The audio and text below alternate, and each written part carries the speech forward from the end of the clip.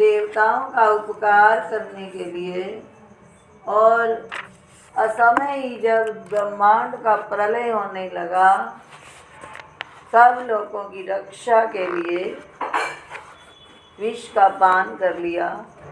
उस विष का पान करने से आपकी शोभा कम हुई हो ऐसी बात नहीं, बल्कि उस विष का जो आपके गले में जो दाग पड़ गया, काला दाग, वो आपकी शोभा को बढ़ा ही रहा है, क्योंकि आप ब्रह्मांड के भय के नाश करने के व्यसनी हो।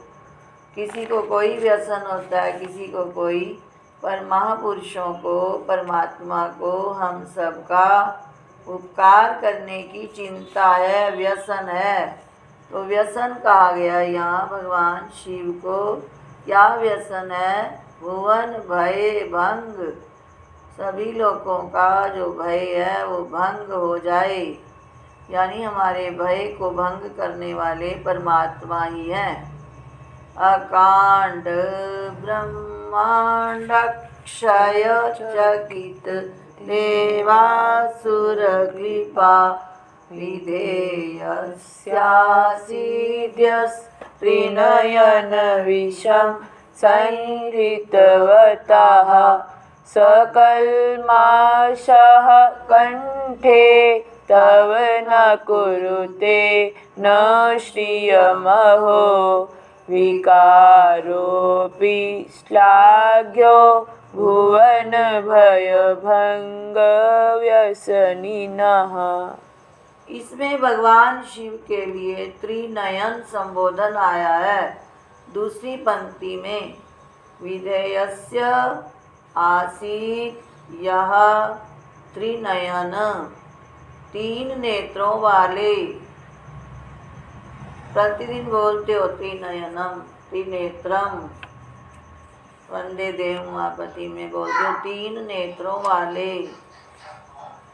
तीन नेत्र क्या हैं? सूर्य, चंद्र और अग्नि रूप तीन नेत्रों वाले हे महादेव।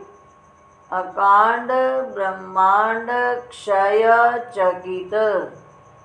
अकांड मैंने बिना समय के, बिना समय के जब ब्रह्मांड का, इस विश्व का क्षय प्रलय होने लगा और चकित देव असुर कृपा, देव दानवों पर, देवों पर और असुरों पर कृपा करने के लिए विधेयस्य,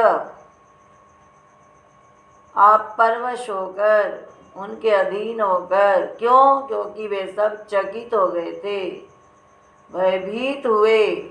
देवताओं और असुरों पर कृपा करने के वशीभूत होकर विषम हलाहल विष को संहृतवतः पान करने वाले। जब समुद्र मंथन हुआ और उसमें से विष निकला, वो विष यदि थोड़ा समय भी और अधिक बाहर रह जाता तो सारी सृष्टि का प्रलय हो जाता। जो एक दो बूंदें गिरी उससे विषैले प्राणी और औषधियाँ बन गई, परंतु यदि थोड़ी देर भी और लग जाती, महादेव उसका पान न करते तो अकांड ब्रह्मांड क्षय हो जाना था, असमय सृष्टि का प्रलय हो जाना था। तो बिना समय के सृष्टि के प्रलय के नाश की संभावना से जब चकित हो गए देवता और असुर, उन पर कृपा करने के विधेयस्य अधीन हुए, वशीभूत हुए, परवश हुए। आसीन मैंने हुए, त्रिनयन हे तीन नेत्रों वाले महादेव, विषम संहृतवतः विष को पान करने वाले,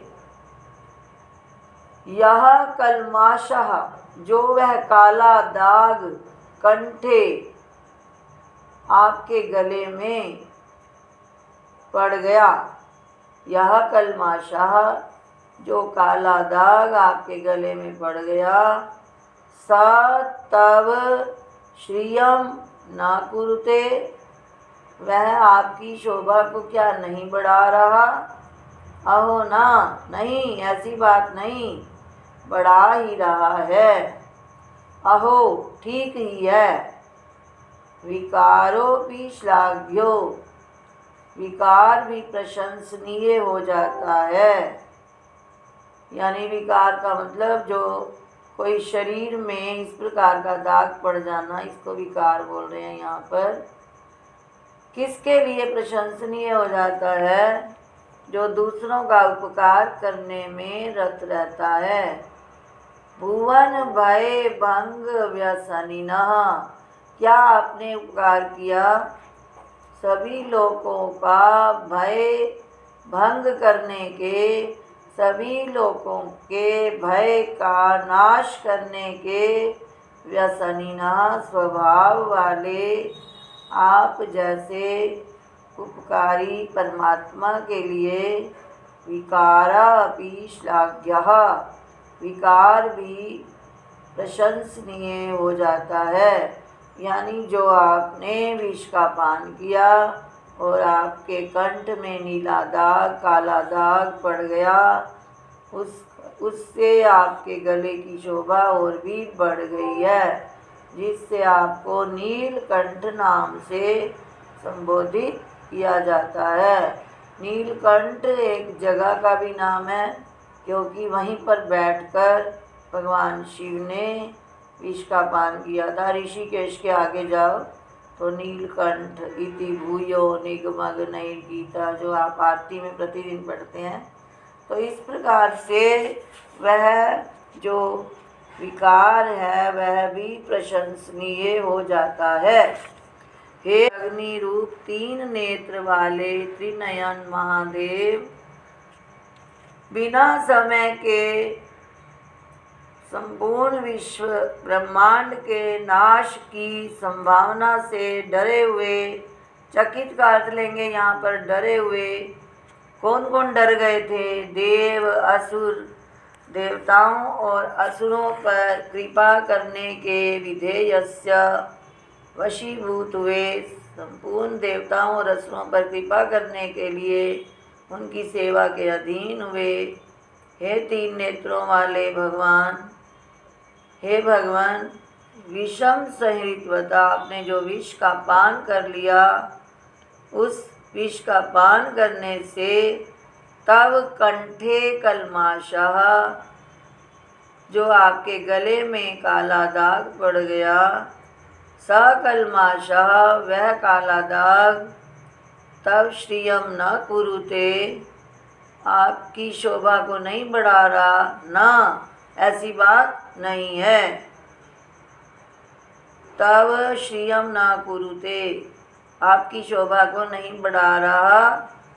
क्या नहीं बढ़ा रहा? ना, ऐसी बात नहीं है।